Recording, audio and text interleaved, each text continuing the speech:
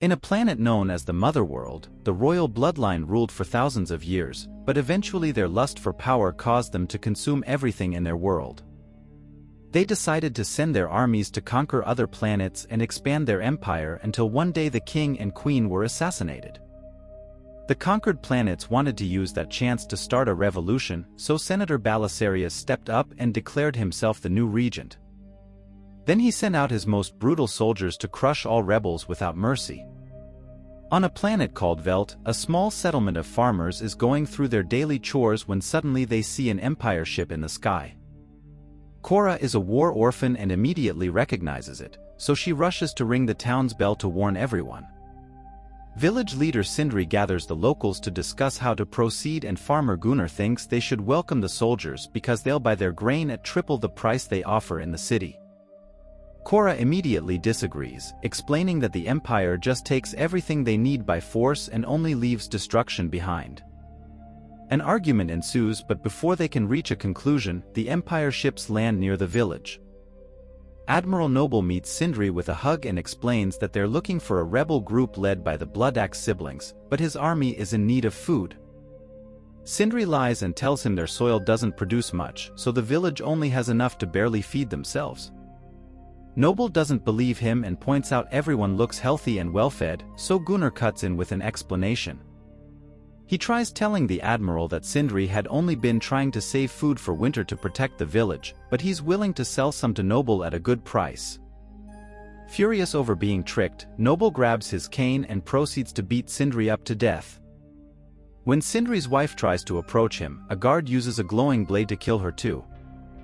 Then Noble announces he'll be back in 10 weeks to gather all the harvest, not caring if there's anything left for the villagers. Afterward, Noble and the ships leave, but a small group of soldiers led by Faunus stay to keep an eye on things. While some soldiers kick out the villagers from the building they want to claim, Private Eris activates Jimmy, a robot that used to serve the king. After the royals were killed, all the robots put down their weapons and refuse to fight, so the few that are left help around with menial tasks. As Jimmy helps the soldiers carry their things, Marcus decides to test the rumors and starts shooting at the robot, who falls to the ground and never defends himself. Eris cuts in to stop Marcus and almost gets killed, but Faunus stops them both and sends them to work. He also makes sure Jimmy isn't malfunctioning and sends him to wash the mud off. At the river, Jimmy is washing his face and is approached by Sam, who befriends the robot and listens to his story. Jimmy explains that Sam reminds him of the Empire princess, who was killed together with her parents by the traitors. Sam tells him that the princess lives in him and gifts Jimmy a flower crown, which activates something within him. Meanwhile, in the town hall, the villagers discuss what to do next and conclude they should work hard to prove their harvest is valuable, that way the Empire won't kill them so they can keep producing food. Frustrated because nobody will hear her warnings, Cora starts packing her things to leave. She's caught red-handed by Hagen, the man who found her when her ship crashed on this planet 2 years ago. Hagen thinks Cora should team up with the rebels and protect the village, but Cora refuses, saying that they have no chance of winning, so it would only be a massacre. In the evening, Marcus and 2 other soldiers kidnap Sam so that the whole squad can use her. Cora hears her screams, but she reminds herself not to get involved. Eris comes in Sam's defense and manages to punch a few men, but there are too many of them and they immediately overpower him. Soon Faunus arrives and calls dibs on Sam, but he's interrupted by Cora, who has brought an axe. Faunus sends his men after her, and at first Cora pretends to surrender, only to suddenly move fast and bring down 2 soldiers with just a few moves. It seems Cora has great fighting experience and doesn't have many issues going against a bunch of privates, using their own weapons to go against them and even throwing dirt to create a distraction. One by one, Cora defeats the soldiers with accurate shots or savage stabbing, and when a man almost shoots her, Eris kills the guy first. Then Marcus tries opening fire on her, but Cora quickly disarms him and jumps on him to shoot him straight in the head. Now Cora and Eris can team up to surround Faunus, but he's keeping Sam at gunpoint and they can't react. At that moment, Jimmy shows up and Faunus orders him to kill the rebels, but as Jimmy picks up a gun, he looks at Sam and kills Faunus instead. Afterward, Jimmy runs away and the townspeople arrive just in time to see Cora kill a soldier that was still alive. She announces she will help them fight, but first she'll have to gather more soldiers. In the past, Gunnar sold some of their harvest to the rebels, so he'll take her to the city to meet his contact. Before they leave, Hagen gives Cora the special gun he had found on her ship. Cora and Gunnar ride for a while and stop at night to make camp, so Cora uses the occasion to share her story. When she was 9, an Empire army led by Belisarius attacked her home planet, causing death and destruction in every corner. Her people had tried to fight, but this only made Belisarius get more violent. One evening, Cora managed to steal a gun only to be found by Belisarius, who came up close to taunt her. Cora was too young and couldn't bring herself to kill a person, so Belisarius killed her family and kidnapped her to take her under his wing. In the next few years, Cora was trained in Motherworld culture and became part of their army. The higher-ups encouraged their soldiers to find a lover so they would have something extra to fight for, and Cora lost hers during the war. Devastated, Cora fought so hard for revenge that at 18 she already became commander. All those years, Cora was just another pawn of their brainwashing, and she destroyed thousands of towns in the name of the same people that killed her family. The next day, Cora and Gunnar make it to the city and are upset to discover that bounty hunters have captured Gunnar's contact. Gunnar has no other way to get to the rebels, so Cora concludes they'll have to find the legendary General Titus first and then look for the rebels. Then the duo enters a tavern, where a disgusting alien thinks Gunnar is Cora's slave and tries to buy him, crossing the line into getting too handsy. Cora tries to tell him to leave and the guy gets aggressive, so she immediately overpowers him and throws him against a table. The alien quickly runs away while the mysterious Kai watches from the shadows. Suddenly Cora announces that she's looking for Titus, hoping anyone may have information. A small alien uses a human body to speak and informs Cora that Titus is fighting in the Colosseum on a planet called Pollux. This means they'll need a ship to fly there. At that moment the disgusting alien comes back with 3 bodyguards seeking revenge. A gunfight immediately starts and the people in the tavern run to hide while Cora exchanges shots with the bodyguards, running around to kill them one by one.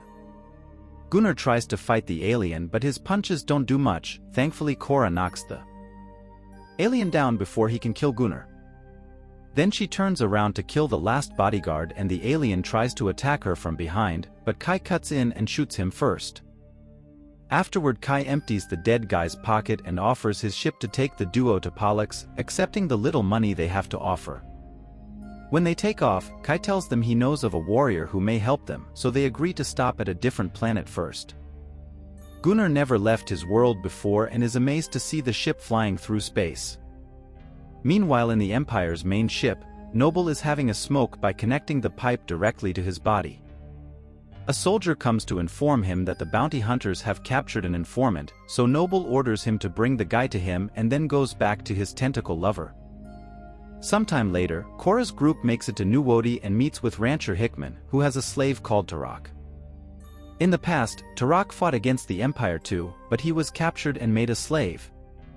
He would love to fight again, but he owes Hickman a lot of money for his freedom. At that moment Hickman offers a bet. If Tarak can tame a beast known as Benis then he's allowed to leave, if he can't then Cora and the guys must become his slaves too. They accept the bet and Tarak approaches the Benis, who violently shakes its body trying to get the chains off. Tarak kneels to show he means no harm and speaks in his first language, telling the Benis they're alike because they both were taken away from their homes to be put in chains. With friendly words, he manages to bond with the Benis and after sharing a gentle touch, Tarak frees the beast from its chains to then ride it. They go on a flight together but the Benis is having trouble getting used to having a rider, so it almost crashes against some rocks a couple of times. At one point Tarak falls off on the edge of a cliff, but he recovers quickly and makes a big jump to land on top of the Benis again. Now they're able to fly more smoothly and soon they return to the ranch with no issues. Tarak is allowed to leave with the group and a smug Hickman tries to ride the Benis too, but the creature throws him off and kills him with its claws. Cora is impressed by Tarak so Kai offers to take her to more warriors that may help. Moments later they arrive at Dagus and meet with Sword Mistress Nemesis, who first needs to finish a personal mission. She goes after Harmada, a spider-like alien whose children have been killed by the Empire and who has kidnapped a human child seeking justice. Nemesis tries to reason with her, explaining she lost her kids to the Empire too, but Harmada refuses to listen and tries to attack. Using her swords, Nemesis dodges or blocks all of Harmada's legs and even cuts one to make her drop the kid. While Gunnar rescues the girl, Harmada manages to knock down Nemesis to then stab her arm. However, Nemesis has mechanical gauntlets so she can still move and cut off another leg. Harmada knocks her down again, then tries to kill Gunnar and the child, but Nemesis stabs her rear before using her gauntlets to light her blades on fire. As she slides down the floor, Nemesis strikes Harmada's spider body, then stabs her humanoid torso with both swords at the same time. Afterward, Nemesis joins the group and they take off again. Gunnar and Cora share another moment and she decides to tell her a bit more about herself. Since she was Belisarius' adoptive daughter, she lived a privileged life and soon became part of the royal guard. She was in charge of protecting the princess, who had the unique power of bringing beings back to life. To this day, Cora still feels guilty for not being able to save her the day of the attack. Sometime later, the group arrives at Pollux and visits the arena, where dozens of warriors die every day. General Titus is in a horrible state and they have to drag him inside to take a shower, but he protests during the whole process.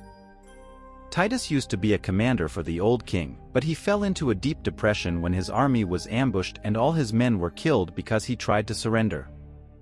At first he doesn't want to fight, but he changes his mind when Cora offers him the chance to get revenge. Meanwhile, the bounty hunters bring the rebel contact to Noble, who promises to let him go in exchange for information. The guy explains the Bloodaxe siblings are under the protection of King Levitica in Sharon, then Noble kills him. Moments later, Cora's team arrives at Sharon and meets with King Levitica, who agrees to arrange a meeting with the rebels. Soon the Bloodaxe siblings arrive with their rebel army and Cora tells them about their fight, admitting that the chances of winning are low but also pointing out that her people have always fed them, so the least they can do is defend them. The brother Darian agrees to help and then approaches his army, offering a heartful speech to ask for volunteers. A few rebels gladly agree to go with him. Afterward, the group leaves with their new allies, and Kai says he's been so inspired by them that he wants to help them fight. However, he still has some boxes to deliver, so Cora agrees to stop one last time before going home. Shortly after the group leaves, Noble and his men find Levitica and destroy his kingdom. Levitica refuses to cooperate, so Noble kills him with his cane. Then, while the army finishes blowing up the area, Noble gets a message telling him where to find the rebels. A few hours later, the team arrives at Gondoval and helps Kai unload the cargo on a bridge. Cora watches him interact with the locals and senses something is wrong when suddenly, a hidden Empire spacecraft opens fire and brings down most of their ships. Then a bunch of robots ambushes the team and most of them are captured as Kai reveals his real intentions. He's always known Cora is a wanted ex-commander whose head would pay well, so he used her to gather a bunch of legendary wanted warriors to hand them over to the Empire for the reward. Soon Noble arrives with his men and takes Cora's gun while Kai pushes Gunnar behind her, explaining he's just a farmer so they'll let him go if he kills Cora. Gunnar pretends he's about to shoot her, but at the last second he frees her and turns around to shoot Kai instead. Cora immediately jumps on a guard and knocks him down to steal his gun, then she runs to hide as Noble's men open fire. She tries her best to fire back and blows up a box that causes a huge explosion, pushing all her enemies away. Gunnar uses the chance to free all the other warriors and soon Nemesis is slashing people with her blades. Darian pushes a soldier off the bridge and orders his men to gather the few ships that manage to survive the attack. As the battle goes all out, Tarka, Titus, and Gunnar manage to grab some guns and offer cover for Nemesis as she continues to stab her way through. At that moment, Noble orders his hidden spacecraft to come out and it immediately opens fire on the rebel ships. Desperate to save his men, Darian grabs a metal bar and uses it to beat up soldiers as he makes his way up the bridge to then jump on the enemy ship. Unfortunately, he fails to stab the pilot, who dodges the bar and shoots at Darian. However, Darian tries again and this time manages to kill the enemy to stop the attack, but he also dies in the process. His body drops on the controls, causing the ship to slowly start falling toward the bridge. Furious, Korra leaves her hiding spot and runs through the bridge, shooting random soldiers as she makes her way toward Noble. At that moment the ship falls and destroys most of the bridge, but Noble manages to save himself by landing on a floating platform. Suddenly Korra appears behind him and a hand-to-hand fight begins with both Korra and Noble throwing punches without mercy. After exchanging a good amount of hits, Noble punches Korra off the platform and she manages to hold onto some rope at the last second. When Noble disconnects the rope, Korra holds on with her hand and uses the rope as a whip to make Noble fall before climbing back up. The fight continues and Korra uses the rope to block Noble's cane, finally breaking and using a small piece to stab him in his leg. Noble tries to keep on fighting but he's weak now, so Korra breaks his arm and uses the cane to stab him in the chest before pushing him off the platform. Afterward, Tarak uses more rope to pull the platform over to the bridge and rescue Korra. The rest of the team has survived and they leave together to return to Velt, where they get ready to defend the farming community in the future. Nearby, Jimmy watches them while wearing a curious crown. Meanwhile, the enemy troops retrieve Noble's body, but instead of healing him, they open his body to connect him to the Neuralink, revealing that he's a cyborg. As water surrounds his body, Noble's mind appears in front of Belisarius, who scolds Noble for his failure as he keeps hitting the ice under them with his cane. Belisarius orders Noble to capture Korra alive so he can kill her himself, then he finishes breaking the ice to send Noble's consciousness back to his body. The doctors don't sense any kind of brain activity, so they have to give him an extra strong shot to revive him, making him scream awake.